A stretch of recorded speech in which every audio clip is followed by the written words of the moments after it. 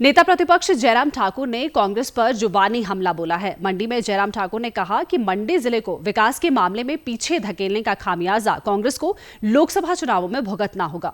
उन्होंने कहा कि भाजपा सरकार के समय में मंडी जिले में शुरू हुए विकास कार्यों को कांग्रेस सरकार ने पूरी तरह से बंद कर दिया है।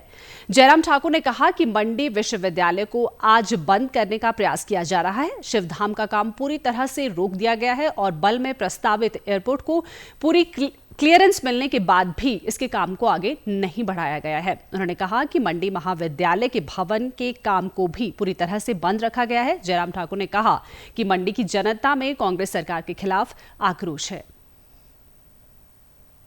काम हमने प्रोजेक्ट पर शुरू किया था, कांग्रेस की सरकार ने वो सारे के सारे प्रोजेक्ट बंद किए हैं। और मैं ये कहना चाहता हूँ, किस मुंह से जाएंगे कांग्रेस के नेता लोगों के बीच में मंडी लोकसभा क्षेत्र में, जहां यूनिवर्सिटी दी गई थी और उस यूनिवर्सिटी को समाप्त करने की दिशा में कदम उठाए गए। शिवधाम दिया गया मंडी के लिए, उस शिवधाम को 15 महीने से बंद करके रखा हुआ। डिग्री कॉलेज मंडी की बिल्डिंग, जिस बिल्डिंग के लिए हमने 27-28 करोड़ रुपए दे करके उसको स्ट्रक्चर खड़ा कर दिया था, लेकिन 15 महीने से सरकार कांग्रेस की बनी, जब से बनी है उसका काम रुका पड़ा हुआ है। अब उसकी शुरुआत करने की दृष्टि से अब कहा कि उसको पूरा करना है। अब पूरा करना चाहिए था, अभी तक पूरा होना चाहिए था। आखिरकार मंडी को जितना जलील किया है कांग्रेस की वर्तमान सरकार ने, जितना विकास की दृष्टि से पीछे करने की कोशिश की, सारे काम बंद किए हुए हैं, इसका खामियाजा अब की बार लोकसभा के चुनाव में निश्चित रूप से कांग्रेस को भुगतना पड़ेगा।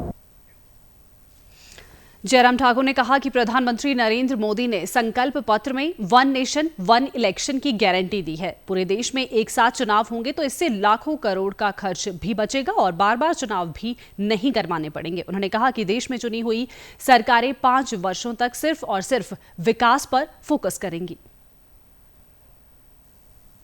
1 नेशन 1 इलेक्शन एक बहुत बड़ा एक विजन है। लाखों करोड़ रुपए इस देश का चुनाव के आयोजन में ही खर्च हो जाता है और 5 साल तक चुनाव होते ही रहते हैं। कभी किसी राज्य के, किसी लोकसभा, कभी किसी विधानसभा के उपचुनाव की बात आती है। इस तरह से ये अलग अलग राज्यों के चुनाव अलग अलग समय में होते हैं। तो इस कारण से ये भी एक बहुत बड़ा उसमें एक विज़न दिया गया है कि उस पर हमको काम करने की आवश्यकता है। और जिसके लिए मैं प्रधानमंत्री नरेंद्र मोदी जी को और हमारे पार्टी के अध्यक्ष जी को बहुत बहुत बधाई देता हूं। जहां तक कांग्रेस पार्टी ने कही है बात, उनका कहना ही होगा, वो कहेंगे, वो तो यही कहते रहेंगे। लेकिन एक बात सत्य है कि जो डॉक्यूमेंट जो हमने अपना संकल्प पत्र के रूप में जो प्रस्तुत किया है, उसमें कोई इस प्रकार की घोषणा नहीं की गई है। और मोदी जी ने एक ही बात की है जिसको देश ने भरोसे के साथ स्वीकार किया है कि मोदी जी की गारंटी का मतलब काम पूरा होने की गारंटी है।